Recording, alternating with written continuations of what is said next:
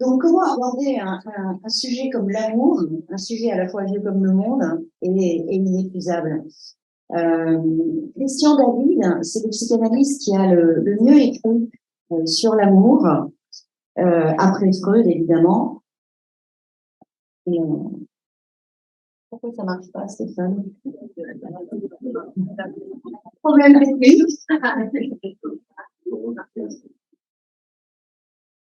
Ok, merci.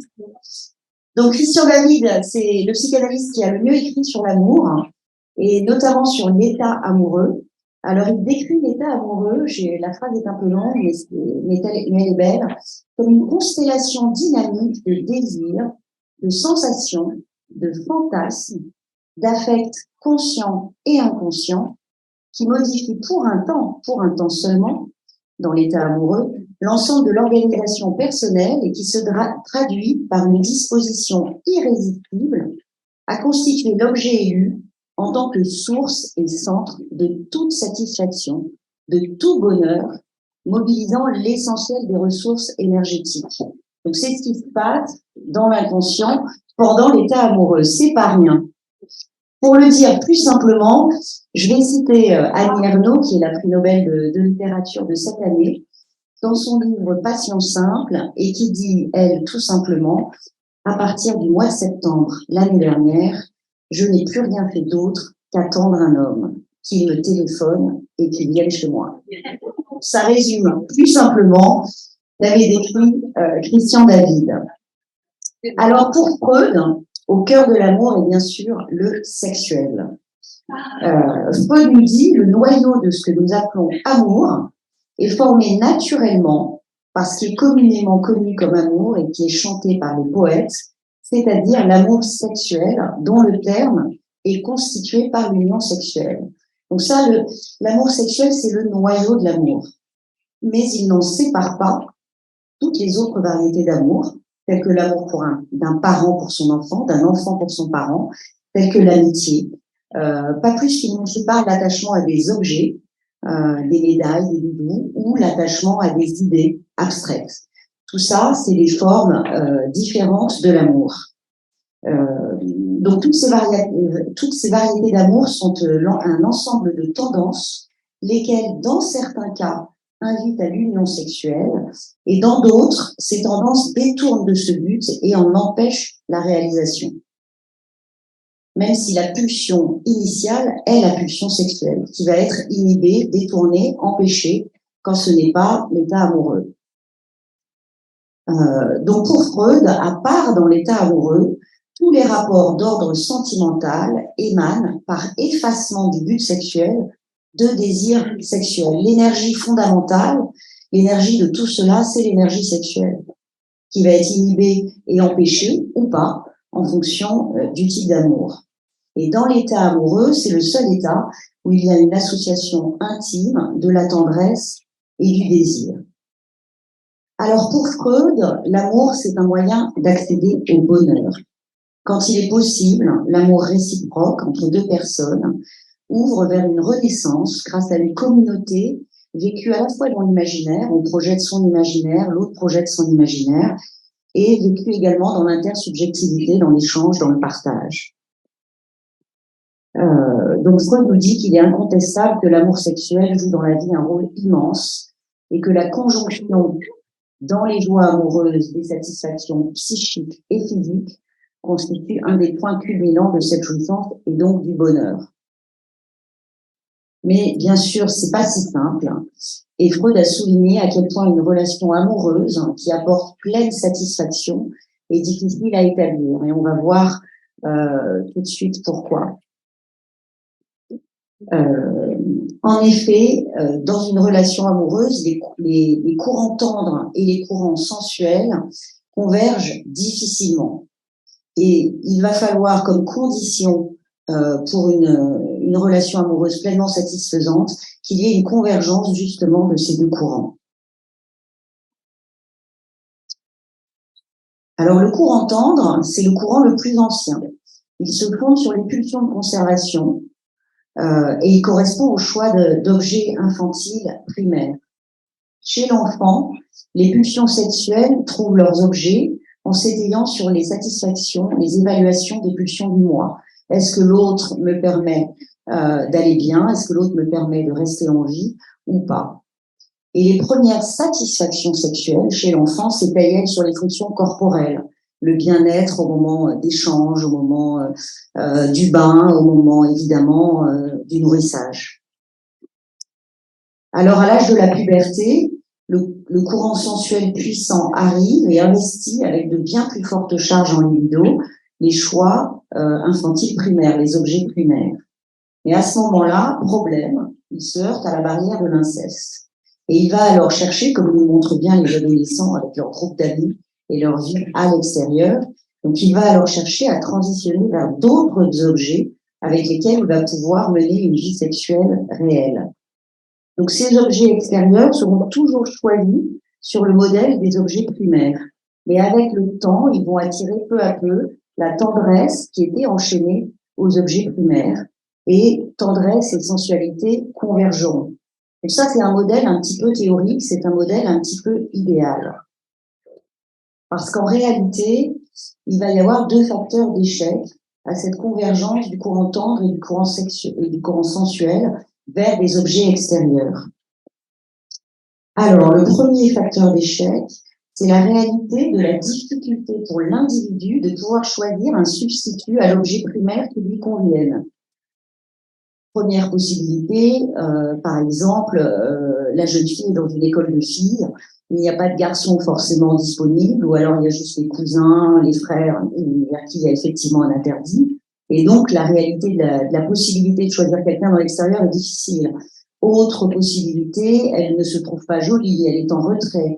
Enfin voilà, il y a plein de choses qui peuvent expliquer une vraie difficulté à trouver dans l'extérieur un objet de substitution.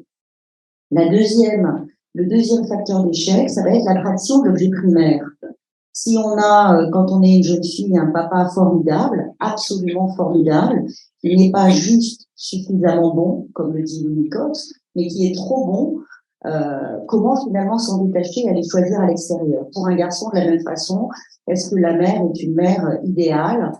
Je vais citer un autre écrivain avec La promesse de l'aube de Romain Gary. Romain Gary est sa mère idéale, sa mère qui s'est tellement dévouée à lui a fait une promesse d'amour à l'aube qu'il n'a pas pu retrouver sa vie durant.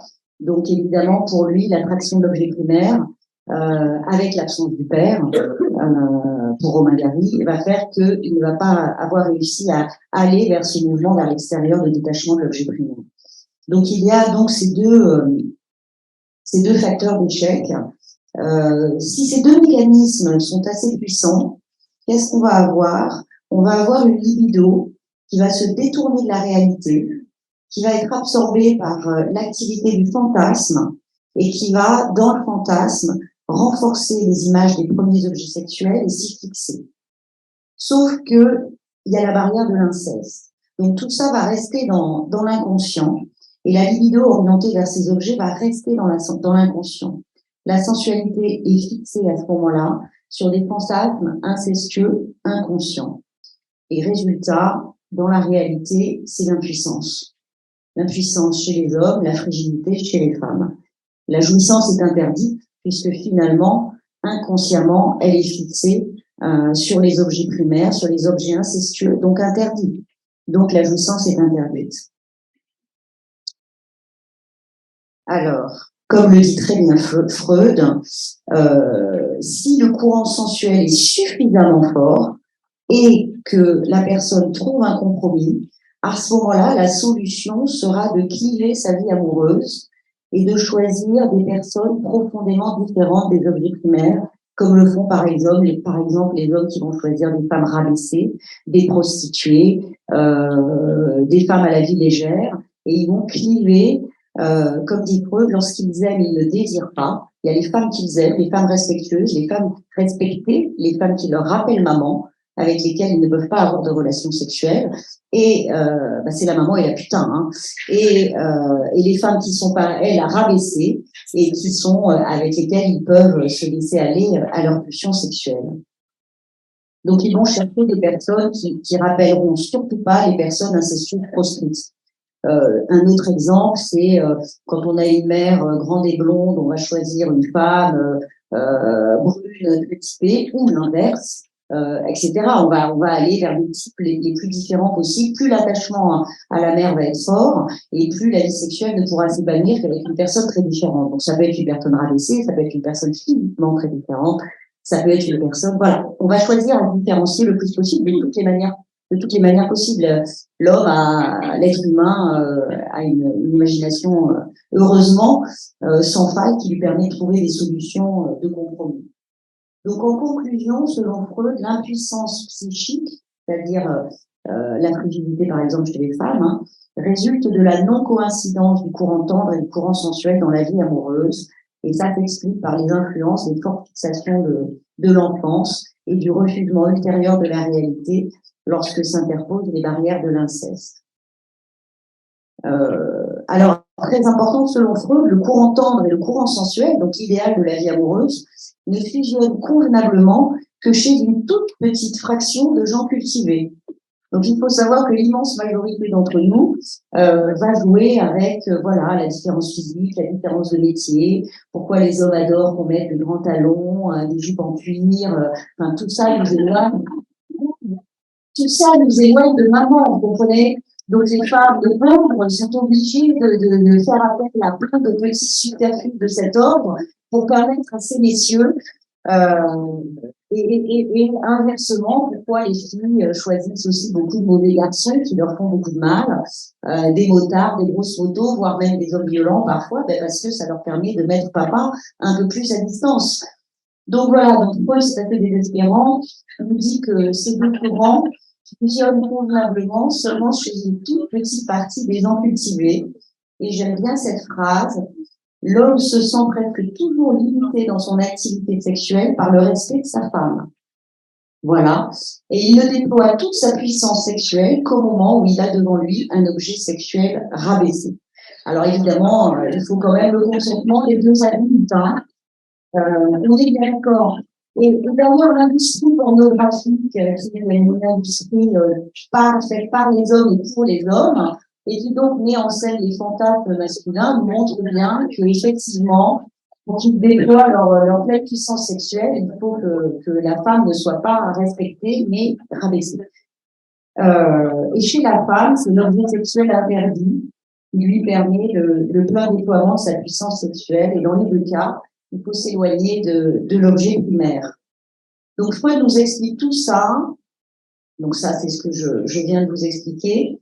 Donc Freud nous explique tout ça en nous disant que finalement, c'est la civilisation qui exige un long décalage temporel pour l'éducation, pour des motifs culturels, entre la maturité génitale, donc 11-12 ans, et l'activité sexuelle, qui est source de névrose, car elle impose l'instauration en 2 temps du choix d'objet, avec entre les deux la barrière de l'inceste. L'objet final n'est jamais l'objet primitif du désir, première source d'insatisfaction. Pourquoi aussi on n'est jamais satisfait dans l'amour? Parce que celui qu'on veut vraiment, papa ou maman, n'est pas celui qu'on trouve. On ne trouve qu'un substitut. Première raison d'insatisfaction. Et deuxième raison, c'est que les composantes de la pulsion sexuelle, qui sont aussi des composantes non acceptables par la civilisation, comme les composantes coprophiliques, c'est-à-dire le caca, et les impulsions sadiques doivent être réprimées ou utilisées dans d'autres voies. Elles ne peuvent pas être intégrées à la sexualité humaine.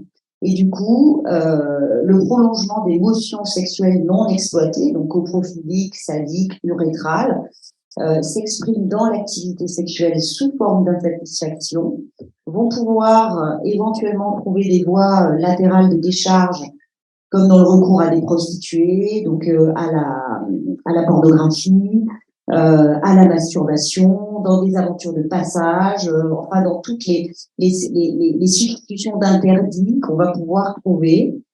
Et Freud nous dit idéalement qu'elles devront aussi être inhibées et que cette énergie d'insatisfaction pourra donner lieu à la création artistique, au travail, pourra être sublimée dans d'autres voies. Donc, 2 raisons pour lesquelles on trouve rarement pleine satisfaction dans la relation amoureuse, c'est que l'objet d'amour n'est jamais que le substitut de l'objet premier, et qu'en plus, toute la pulsion ne trouve pas satisfaction. Autre point, si la jonction dans les deux courants, le courant tendre et sensuel, arrive à se réaliser dans un petit nombre de cas dans l'amour, c'est rarement statique, c'est rarement stable longtemps. Et pourquoi? Parce que c'est deux courants qui sont assez antinomiques. Le courant tendre vise au respect de l'objet, à la permanence de l'objet, à faire perdurer l'autre, puisqu'il a d'ailleurs été créé par l'enfant sur les pulsions du moi, donc les pulsions de la durée de la vie dans le temps, alors que l'érotique, le courant sensuel, lui, il tend à prendre l'objet, à l'absorber et à l'extrême à le détruire. Donc ces deux courants qui sont difficiles, qui sont antagonistes et dont la fusion dans l'état amoureux va être mutuelle, elle n'est pas stable.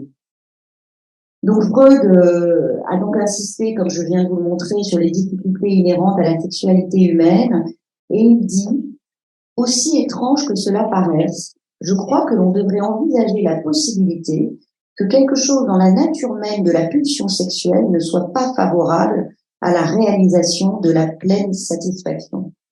La libido, pour s'intensifier, a besoin d'obstacles, et là où les résistances naturelles à la satisfaction ne suffisent pas, les humains ont de tout temps fait intervenir des résistances conventionnelles, civilisatrices, pour pouvoir jouir de l'amour.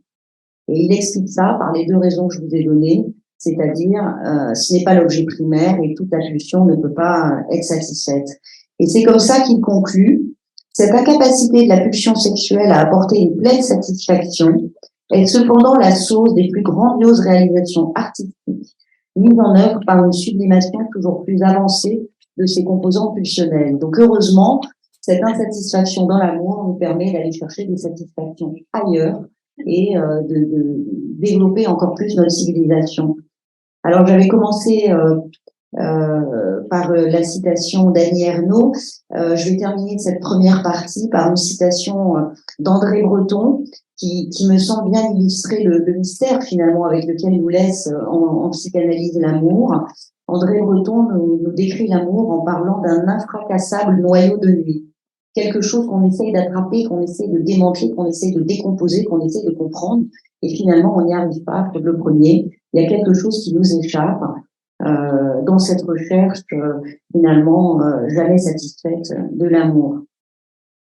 Je vais passer à ma deuxième partie, qui va être une partie sur l'amour de transfert, puisque vous êtes tous amenés à être des thérapeutes, et l'amour, c'est aussi ce qui va nous permettre de travailler dans la relation thérapeutique. C'est grâce à l'amour qu'on va travailler. L'amour de transfert, ça va être le moteur de la cure.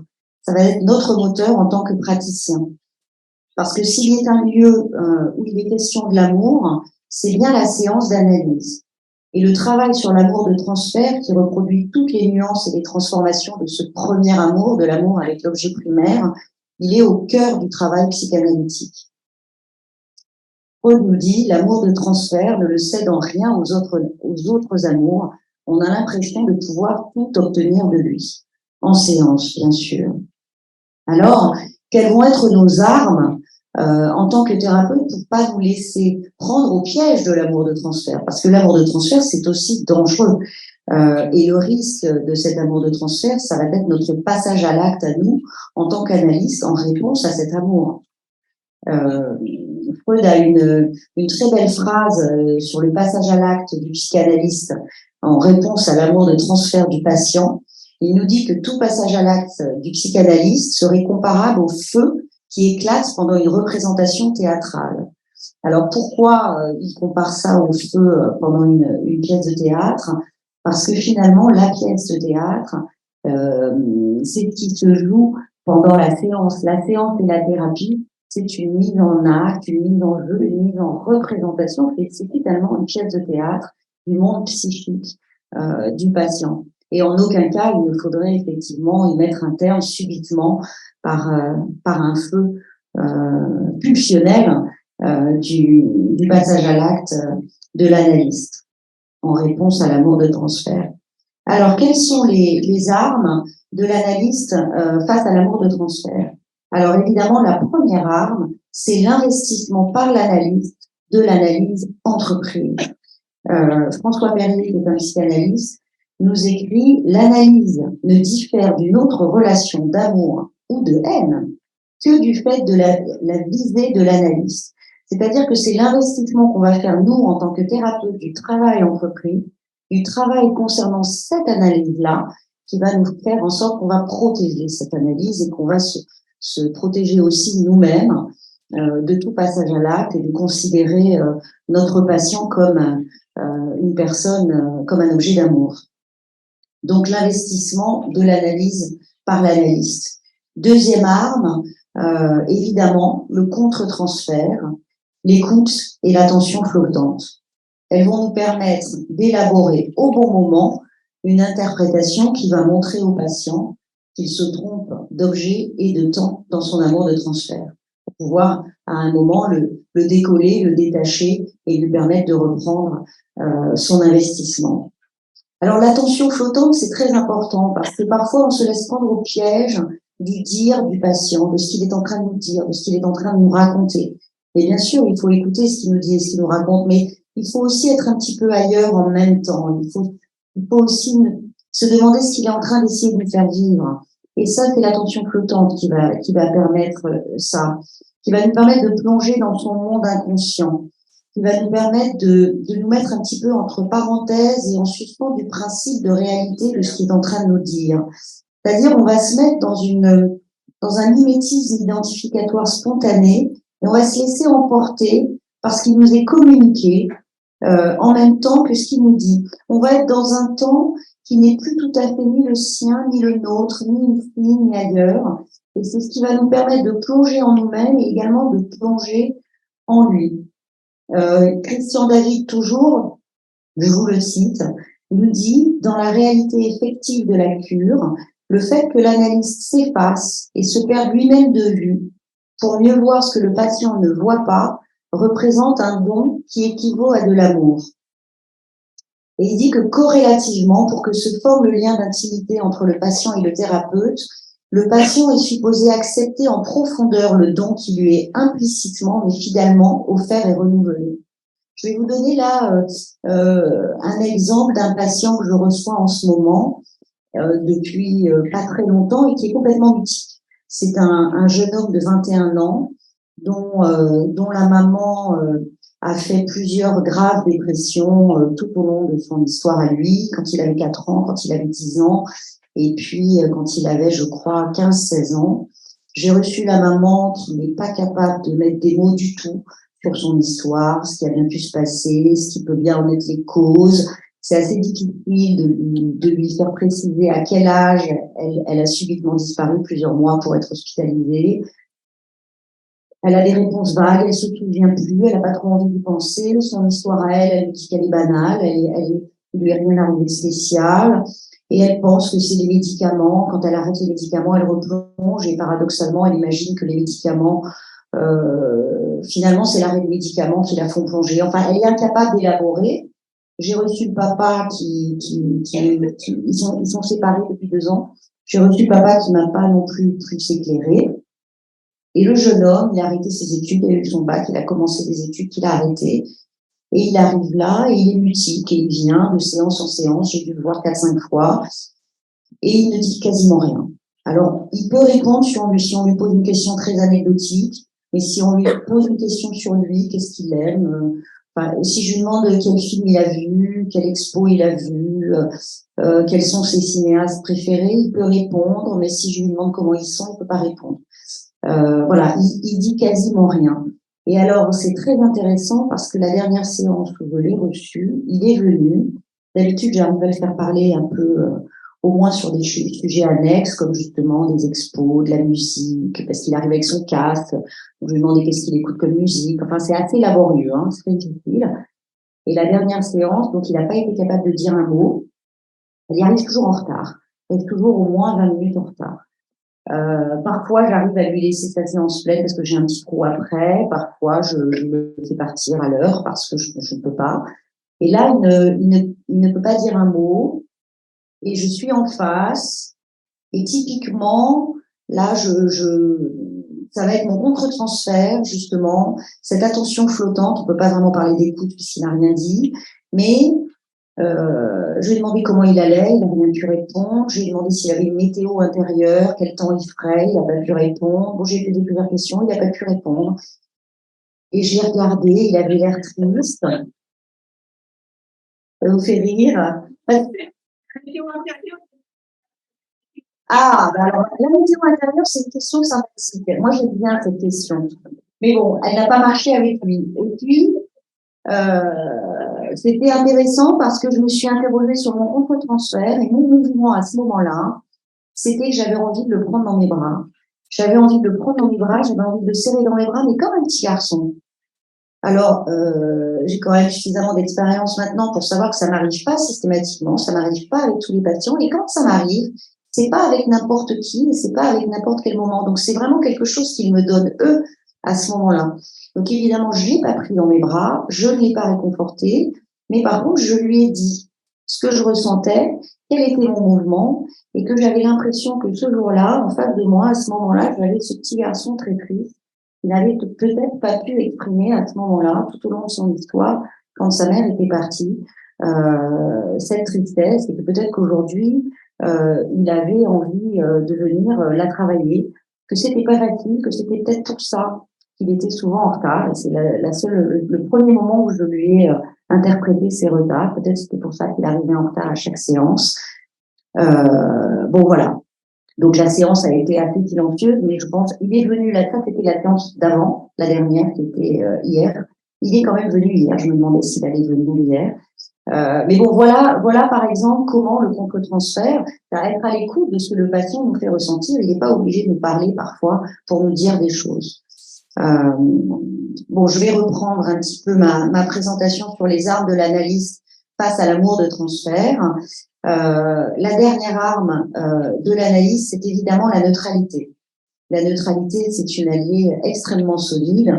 Donc, elle comporte non seulement l'obligation d'entendre tout matériel d'une oreille égale, quelle que soit la violence de ce qu'on dit ou la banalité, mais c'est aussi un mode d'investissement du patient qui l'exclut en tant qu'objet d'amour, qui l'exclut en tant qu'objet de haine, en tant qu'objet narcissique, mais qui le maintient comme un véritable objet d'investissement à l'aide justement de ces fameuses pulsions inhibées de Freud. On est presque un peu dans une tendresse, mais envers quelqu'un qui n'est pas un objet d'amour, qui est quelqu'un avec qui on fait un travail en commun et dont on investit le travail en commun. Et par exemple, pour reprendre sur le patient mutique, c'est seulement quand je l'ai raccompagné à la fin de sa séance, au mot arrivé à la porte, je lui ai attrapé l'avant-bras et je lui ai dit on va avancer, on va travailler ensemble. Voilà. Je lui ai montré que je tenais au travail qu'on avait entrepris.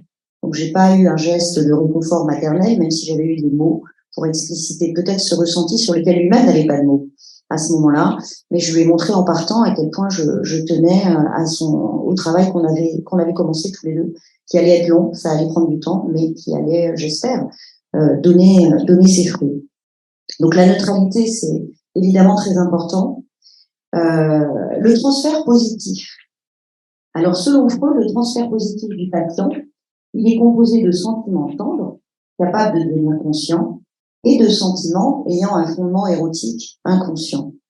Donc l'élément tendre va devenir le facteur de succès, il va sous-tendre l'alliance thérapeutique. L'élément érotique, lui, il peut jouer un rôle de résistance, et à nouveau, c'est notre contre-transfert, en écoutant ce que nous, on ressent, ce que ce patient-là nous fait ressentir, parce qu'il nous envoie, et c'est pas forcément des mots, qui va nous permettre à un moment de comprendre et d'interpréter.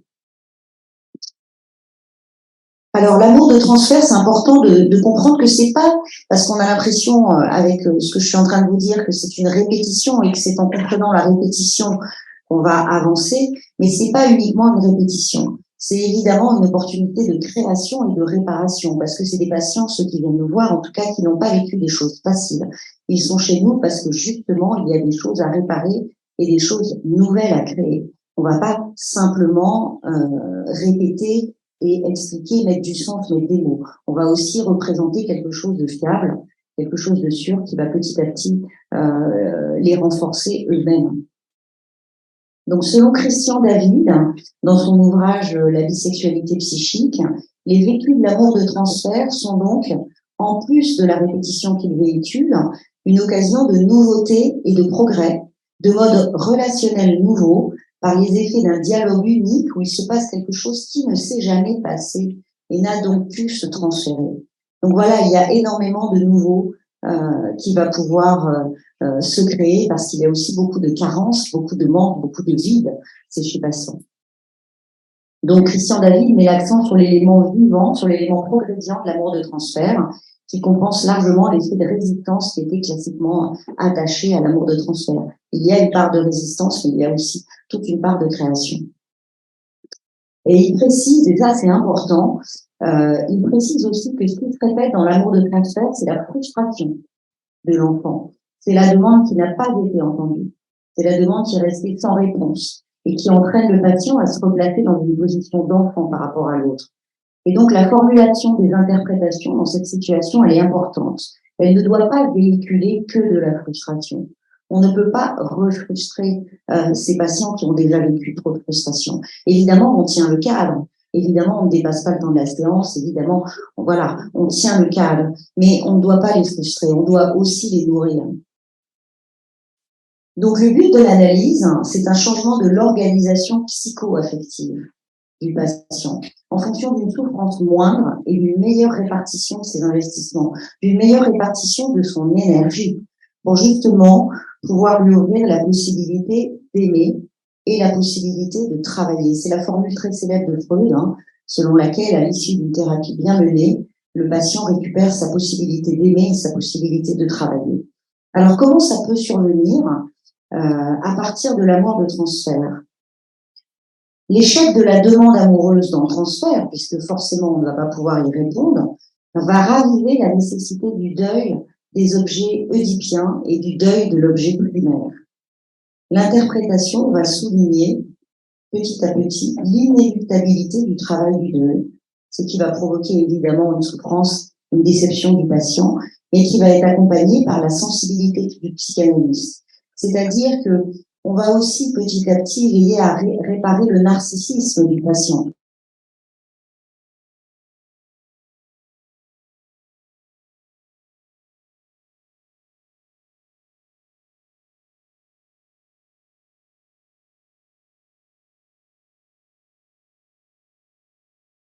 Cas favorable, une partie du transfert va se trouver déplacée vers de nouveaux objets extérieurs, j'ai marqué moins mal choisis, c'est-à-dire qu'ils ne devront pas être choisis sur, évidemment, le modèle de l'objet primaire défaillant, une mère absente, une mère qui n'a pas pu entendre les choses, un père violent, voilà, mais des objets extérieurs moins mal choisis. La part tendre qui accompagne la part érotique du transfert amoureux va s'enrichir en identification à l'analyste et le sujet va devenir capable de mieux aimer d'une manière plus ouverte, moins exigeante, plus généreuse. C'est plus le petit enfant tyrannique qui va tout exiger de l'autre. Ça va être un amour plus adulte, plus tempéré, moins exigeant.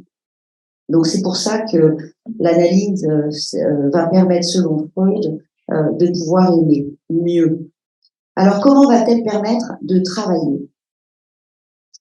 L'identification à l'analyste, ainsi dans sa fonction d'analyse, va inciter le patient à détourner une part de son investissement érotique vers le domaine de la pensée.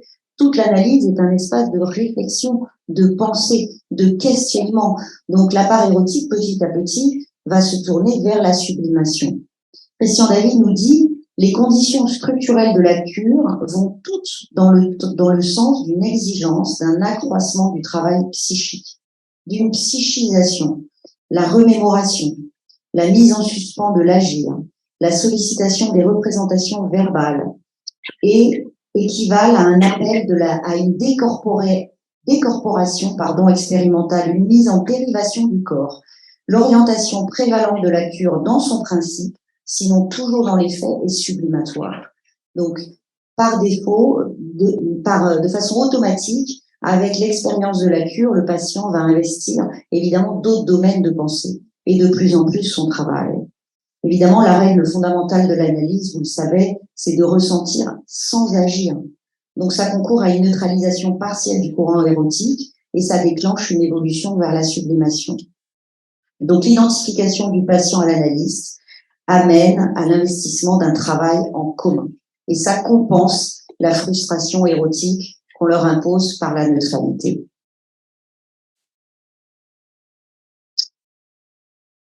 Alors, pour terminer, je préciserai que l'amour de transfert et ses changements concernent les névroses, évidemment, où la trace de l'Oedipe est vivace. Dans les états limites, le travail relève davantage d'une consolidation narcissique. On n'est pas véritablement dans une demande d'amour avec un objet, avec une mère, avec un père qu'on cherche, etc. On est plus dans des angoisses narcissiques et évidemment dans une consolidation narcissique qui doit se faire avant toute chose.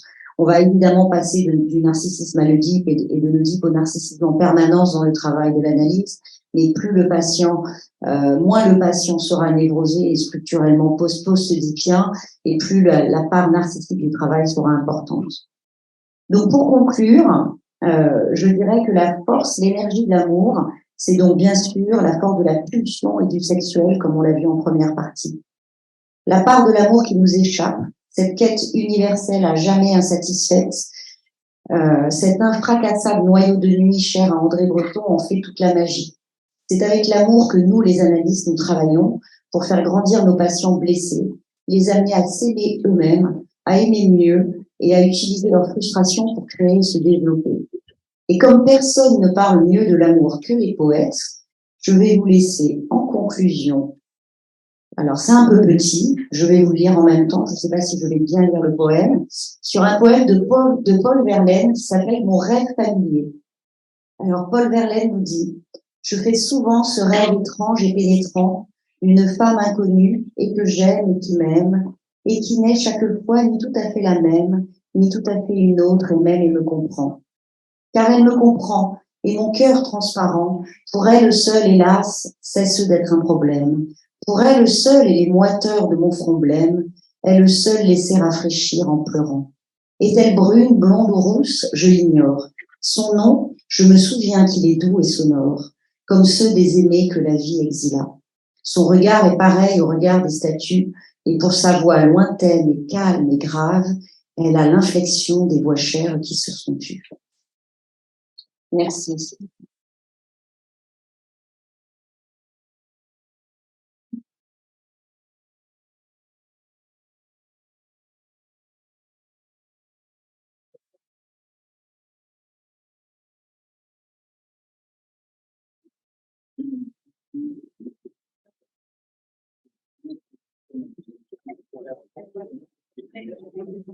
Merci beaucoup pour cette belle présentation.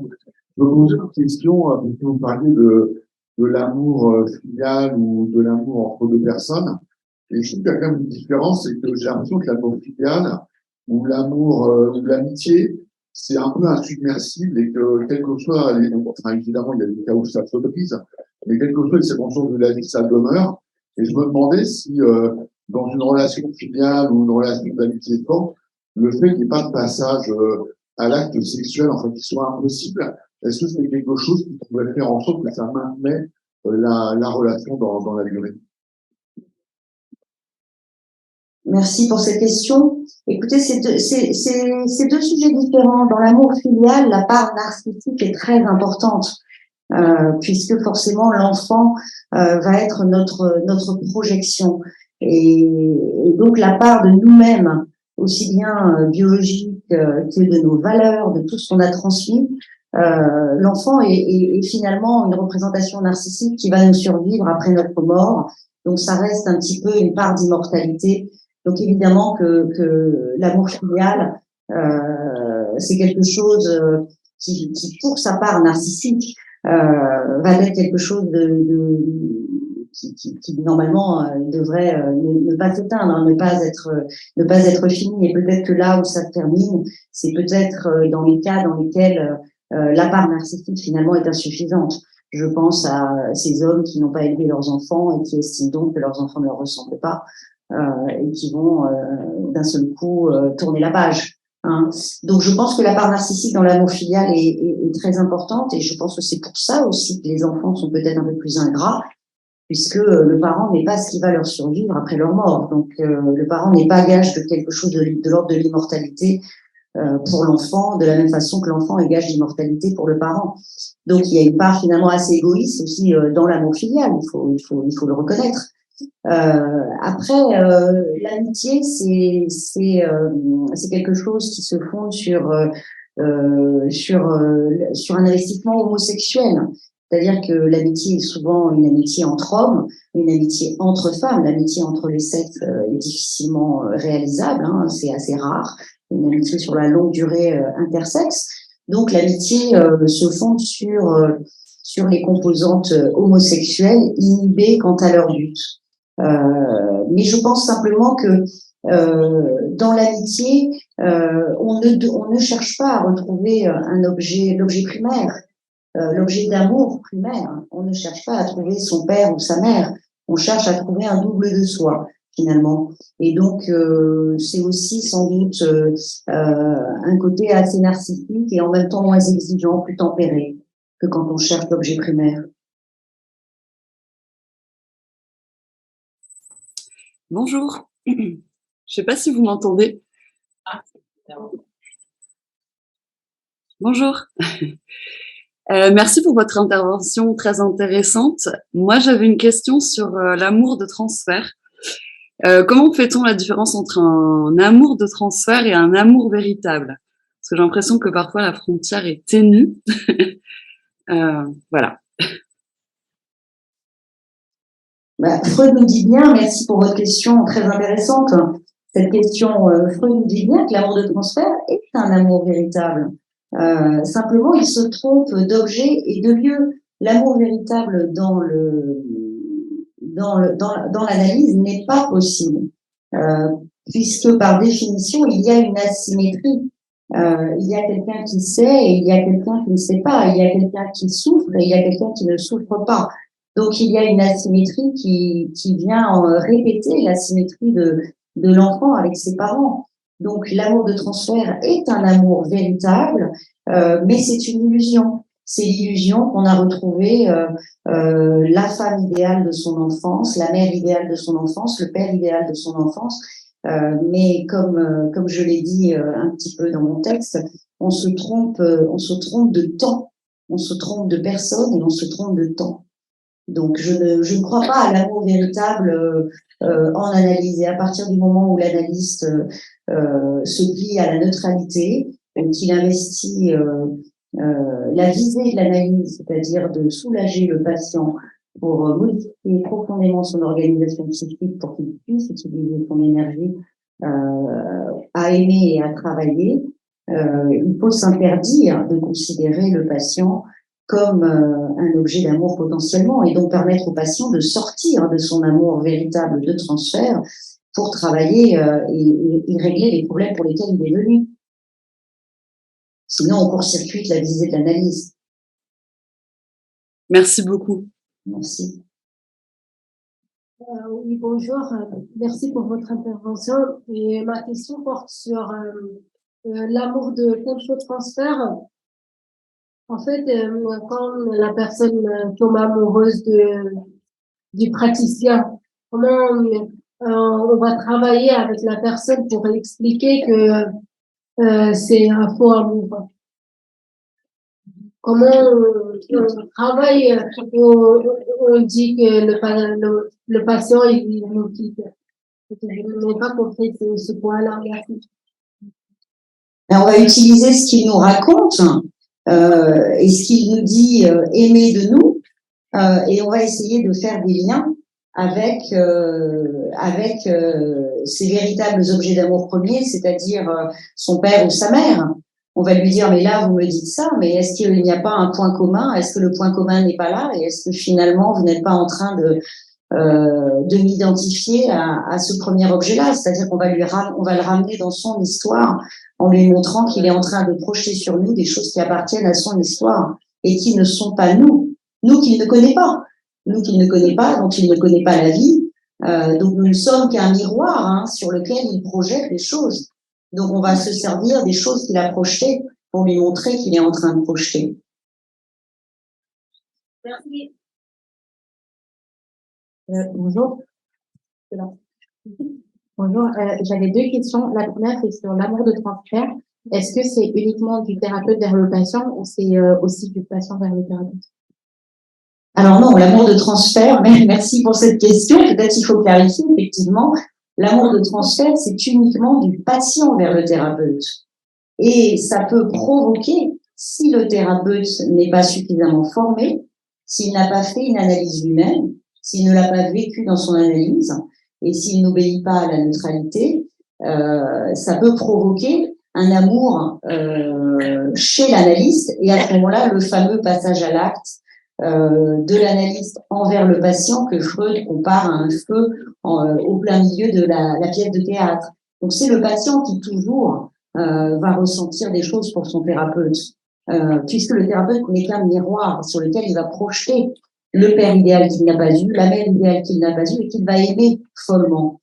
Et donc le thérapeute doit être armé face à ça pour ne pas tomber dans ce piège et pour juste s'en servir de ce qu'il projette pour comprendre ce que le patient a vécu et pouvoir l'aider.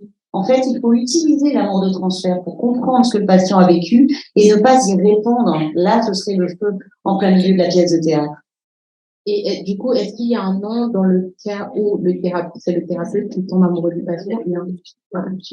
Parce que ça fait un passage à l'acte, parce que c'est interdit. C'est une grave faute professionnelle. Puisque le patient ne peut travailler et il ne peut plus régler, c'est pourquoi il est venu. Mais donc on ne peut pas tomber amoureux de non. Non, c'est interdit. On ne veut pas toucher à votre santé. Même si les gens...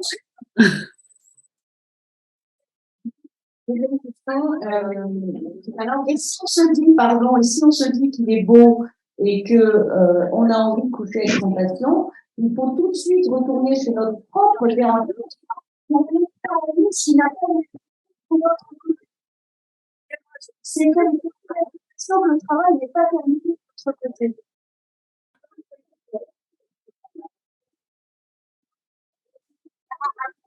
Entre le trouver beau et vouloir coucher avec lui, c'est littéralement tomber amoureux de cette personne. Et là, si on tombe amoureux, c'est bien un gros problème. C'est que peut-être qu'on est amoureux de quelqu'un à réparer, c'est que peut-être que notre vocation de réparation qui prend sourd dans notre enfance n'a pas été complètement analysée, parce que dans tous les cas, on court-circuite sa demande. Dans tous les cas, on ne répond pas à sa souffrance. Donc, il y a quelque chose à travailler de notre côté. On peut le trouver beau. Ça, oui, on a le droit d'être objectif. Mais ça doit s'arrêter là. Poubelle, d'ailleurs, enfin voilà.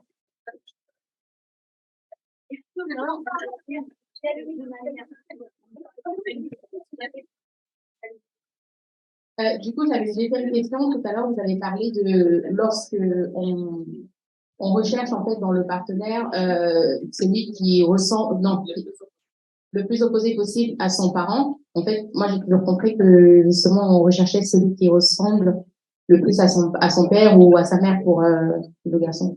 Oui, oui, tout à fait. Donc Freud dit bien que la convergence des deux courants représente l'idéal. Donc quand les deux courants convergent et qu'on a suffisamment abandonné notre objet d'amour, si par exemple vous êtes une jeune fille, si par exemple papa nous a montré quand on était enfant qu'il était un homme gentil, fort, respectueux, courageux, mais qu'il était très amoureux de maman, et que donc on n'y aurait jamais accès, qu'on a vraiment fait notre deuil, là on va chercher un homme qui ressemble à papa, tranquillement, puisqu'on a vraiment fait notre travail de détachement par rapport à lui. Si par contre papa a été plus amoureux de sa fille que de sa femme et que quelque part on n'a pas pu se détacher de lui parce que le couple n'allait pas bien, le couple des parents n'allait pas bien et qu'on était très proche de son papa, bah à ce moment-là, si on prend quelqu'un qui lui ressemble, on va avoir l'impression de coucher avec papa, donc ça va être très compliqué.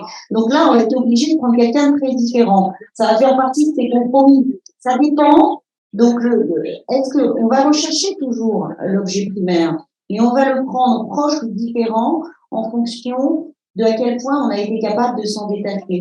Et d'ailleurs, l'équilibre du couple des parents est très important pour ça. Quand on a un couple de parents amoureux, l'enfant va pouvoir se détacher de chacun de ses deux parents. Quand le couple dysfonctionne, moi je le vois beaucoup en consultation, quand le couple dysfonctionne, à ce moment-là, les parents se récupèrent leur propre demande d'amour sur leur enfant, au lieu de le récupérer avec leur mari et leur femme, et l'enfant reste collé à son parent, et c'est pas bon du tout. Donc l'équilibre du couple est très important pour l'équilibre psycho-affectif de l'enfant et sa capacité à se détacher et de sa mère et de son père, s'il est un garçon ou une fille. Et on est d'accord que ça arrive que il y a une question là. C'est la parce que j'ai pas tout à fait compris. On est d'accord que ça arrive que le parent soit pas, comment dire, il n'est pas été un bon exemple, et pourtant inconsciemment on se retrouve quand même à être avec des personnes qui ressemblent négativement. Alors typiquement, quand le parent n'a pas été un bon exemple, si on n'a pas reçu l'amour des parents, et je le vois beaucoup chez les adultes, une mère froide, indisponible, jamais là, eh bien l'enfant ne fait pas le deuil de ça, il ne se dit pas bon bah ma mère elle pouvait pas et puis c'est tout. Il va en tant qu'homme se mettre avec des femmes froides, indisponibles, jamais là, parce que il va se dire si finalement je parviens à ce qu'elle m'aime, inconsciemment j'ai réussi à ce que maman m'aime. Sauf que comme il choisit le même modèle, il arrive au même résultat, donc il est toujours malheureux. Donc, c'est en thérapie qu'on va pouvoir effectivement lui expliquer ça et lui permettre de faire le deuil de l'amour de sa mère, qui n'a pas été capable, souvent du fait de sa propre histoire, de lui donner ce dont il avait besoin pour choisir des femmes, non pas comme maman, mais qui seraient capables de lui donner ce dont enfin il a besoin. Merci. Je reviens avec la notion de l'enfant qui est amoureux de sa maman et qui a du mal à faire la figure. Et par rapport à la thématique tout à l'heure sur la relation thérapeute-patient, est-ce que l'homme serait plus enclin à recevoir de la part de la patiente son transfert? Et est-ce que ce serait pas aussi une forme de sublimation, puisque ce métier est aussi là pour... si vous pouvez, je comprends bien. En fait, je me demande si l'homme thérapeute n'est pas plus enclin à recevoir de la part de la patiente son admiration. Que la femme, vous voulez dire? Ouais. Est-ce qu'on peut envisager ça? On reboucle avec le petit garçon amoureux de la maman et cette difficulté de faire la coupure et essayer de le retrouver par rapport à cette femme qui vient lui demander de l'aide. Je ne sais pas, je pense que quand on est thérapeute, on travaille beaucoup avec l'enfant, quel que soit l'âge du patient qu'on reçoit. Donc, la part maternelle est quand même très importante. Qu'on soit un thérapeute homme ou femme, il y a vraiment quelque chose de l'ordre de la parentalité qui se joue dans ce métier-là.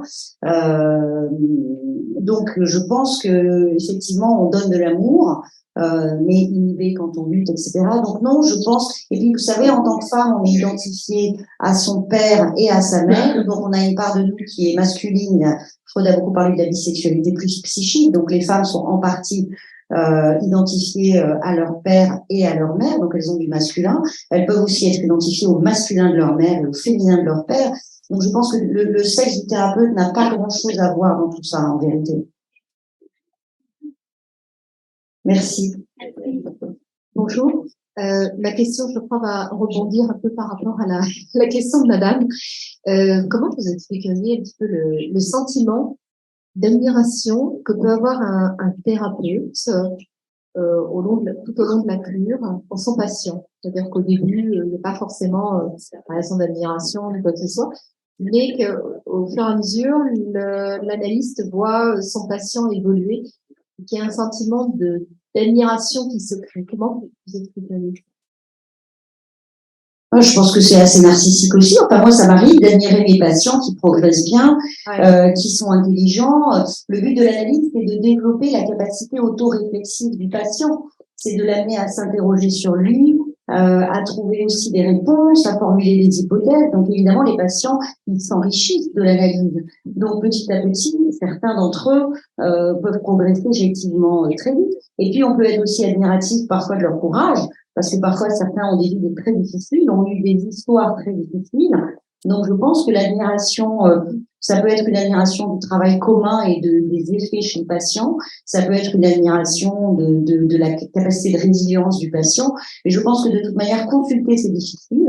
Moi, je suis admirative de tous les patients qui viennent consulter parce que c'est déjà un premier pas difficile à faire. Et puis venir chaque semaine, être à l'heure, payer, se déplacer quand il pleut, quand il fait nuit, pour parler de ses faiblesses, pour parler de ses hontes, de sa jalousie, de ses mensonges, enfin de choses pas forcément belles aussi. C'est très courageux. Donc, je pense que l'admiration, elle est normale dans le travail. Elle est plutôt saine. Elle est plutôt saine, mais pour moi, il y a pas de. Mais après, si on recherche une figure d'admiration chez le patient et que l'asymétrie s'inverse, c'est que notre part infantile n'est pas réglée. Donc, à nouveau, il faut repartir chez le thérapeute nous-mêmes. Si on cherche papa ou maman chez le patient, il y a un problème. Donc, c'est un indicateur qu'il faut retravailler. Non, c'est pas ça. J'ai vraiment une sincère admiration de vraiment de l'évolution enfin, de son travail. Vraiment, en l'espace d'un an et demi, il y a eu une transformation. Il y a vraiment eu un travail en duo. Et ben voilà, c'est très gratifiant. Ouais, c'est très gratifiant parce qu'à un moment donné, on se pose la question est-ce qu'on ne rentre pas dans un transfert creux où on ne sait plus qui il avait. C'est quelqu'un de particulièrement élaboré intellectuellement, etc.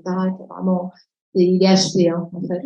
Et donc, il a été très rapide, en l'espace d'un an et demi, et il a gagné en virilité, en courage, en confiance en lui.